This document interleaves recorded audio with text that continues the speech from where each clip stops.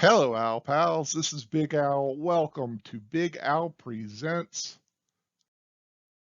a Big Al retro review where I take a look at a classic older film that I dearly love and share my thoughts on it. And it is very appropriate for this film that I have a drive-in movie motif because this film back in the early 70s was a huge staple for drive-in movies, and that film is The Legend of Boggy Creek. That's right, Big Al is talking about another film in the Bigfoot genre. And this is probably, of all the Bigfoot films, the most classic. It is a staple. It is the iconic Bigfoot movie from that time. It is a docudrama. It's part documentary, part drama, part nature film, and I'll get into that in my review. I'm kind of getting ahead of myself a little bit, but I do want to share a review I wrote when I first started writing. It's an earlier one, so it'll sound a little different from the style I'm used to. It's a little more personal.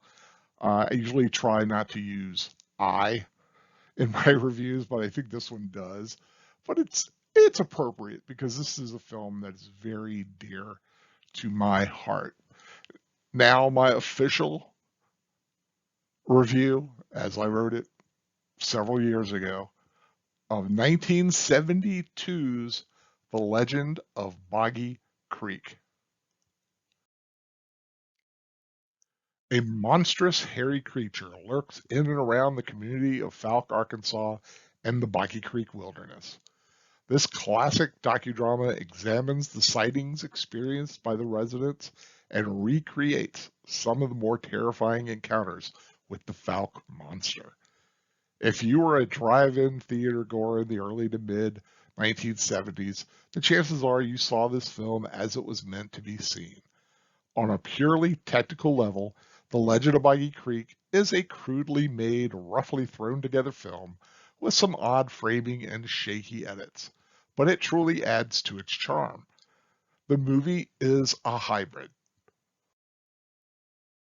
part documentary, part drama, and part nature film. As a documentary, it uses actual residents in its recreation of the events. As a drama, it effectively tells of several sightings and attacks simply using sound and shadow to embody the monster, including a hideous wailing that will make your blood run cold and urine escape your bladder. As a nature film, it shows both the beauty and the wildness of the Boggy Creek area that sadly was filmed well before high definition. It is the nature scenes that are the true weakness of the film, bogging it down, pun totally intended, and taking up huge chunks of time in the middle of the film. Also, a rather odd aspect of the film are two original songs, one strangely lamenting the monster's loneliness right before it attacks a family, and another about one of Fouke's residents for some odd reason. The Legend of Boggy Creek is a gem for nostalgia fans and has a genuine charm for horror fans and Bigfoot movie fans. I personally fit in all three camps, so this film is a pure joy for me. Now, that was a review I wrote several years ago, and I do want to state since then they have restored The Legend of Boggy Creek into a 4K format. It is beautiful. It really makes this film just almost crystal clear. I do want to say there's still a charm as and that's the only word I can really describe the feeling with to the original format as well. As beautiful as 4K is, the original look of the film just has that great 1970s drive-in feel that just makes me want to park on a little hill and put a speaker in my door and get some popcorn and just enjoy the evening watching the Falcon monster terrorize people. I saw this film originally in the, I think, mid 1970s, so I was still pretty young. And this film terrified me, especially at one point when the monster is attacking a family and basically punches his arm through a window and starts grabbing around trying to grab somebody. And that was a huge jump scare, heart pounding moment for me when I was young. And to this day, I still get that great kind of nervous excitement when I watch this film. I really love it. I really love it. I truly suggest, if you've never seen The Legend of Boggy Creek and you do love docudramas and Bigfoot documentaries and things like that, this is really something to watch and experience.